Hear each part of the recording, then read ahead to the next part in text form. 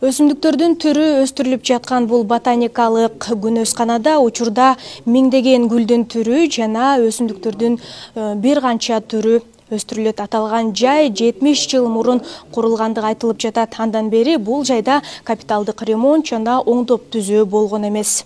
Эскирген күнөскана жана бакты толугу менен оңдоп түзөөдөн өткөрүүнүн зарылчылыгы жогору. Тропикалык өсүмдүктөрүнүн түрү өсүп жаткан бул жай кала тургундары жана коноктору үчүн да маанилүү. Мындагы өсүмдүктөрдүн көпчүлүгү дүйнөнүн булуң бурчунан алынып келинген. Адистер аларды Кыргызстандын ысык жана кургак шартына ылайыкташтырып өстүрүшөт. Өлкөдө тирүү өсүмдүктөрдүн санын көбөйтүү жана өстүрүүнүн экологиялык мааниси абдан жогору экени белгиленет. Если бы не было ботанических садов, то многих растений. Ботаникалык бак болбосо көпчүлүк өсүмдүктөр болмок эмес. Ботаникалык бактардын пайда болушу менен алардын көпчүлүгүн сактап калат. Ушундай жол менен жаратылышта да жалпы сакталып келет. Кыргызстанда болсо жарым-жартылай аймактар бар. Ал эми бизди курчап турган өсүмдүктөр, дарактар, гүлдөр негизинен ботаникалык бактагы эмгектер. Аларды алгач алып келип мында өстүрүп, кийин биздин район, шаар, айыл, кыштактарга чейин таркаган. Ушунун аркасында бизде азыр ушундай жашылдандыруу иштери жүрүп жатат.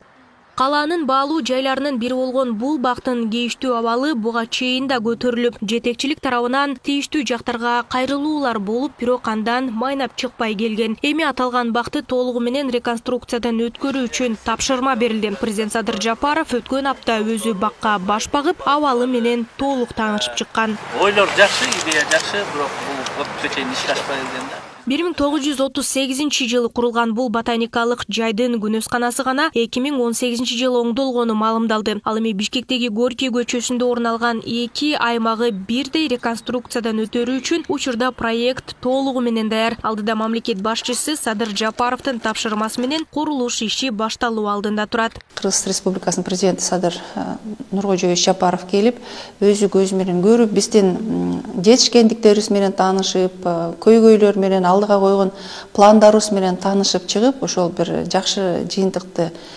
чыгарып кетти. Мына институтту ушул илимий мекеме катары калтырып, ал өзүнүн ишин улантып, Кыргызстан үчүн илимий негизде өстүрүлгөн өсүмдүктөрдү Кыргызстанга сунуштап, өзүңөрдүн ишиңерди улантып аткара беришиңер керек деген бир бүтүмдү чыгарып кетти. Аталган жайда Бишкек шаарынын жашылдандыруу жана көрктөндүрүү үчүн салымы чоң. Мындан сырткары адистер жалпы республика боюнча фермер дыйкандарга окутууларды жүргүзүп көмөк берип келүүдө.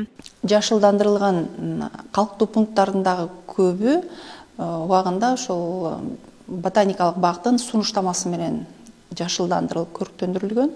Бүгүнкү өсүп жаткан көп жылдык өсүмдүктөр биздин натыйжабыз деп айтсак болот. Бишкек шаарынын жашылдандыруусу дагы убагында ошол бүгүнкү күнү өсүп жаткан 90% бул биздин бактын институттун сунуштамасы менен болуп тигилген. Гареев атындагы ботаникалык бак учурда 4 багыт менен иш алып барат. Эксперименталдык жемиш өсүмдүктөрүнүн, гүлдүү декоративдик өсүмдүктөр, дарак жана бадал өсүмдүктөрүнүн лабораториясы. Ошондой эле Нарын облусунда бир бөлүм ишмердүүлүк жүргүзүп келет. Бактын жалпы аянты 170 гектарды түзөт. Нурзада Сыдыкова, Аскат Касымбеков, регион Бишкек.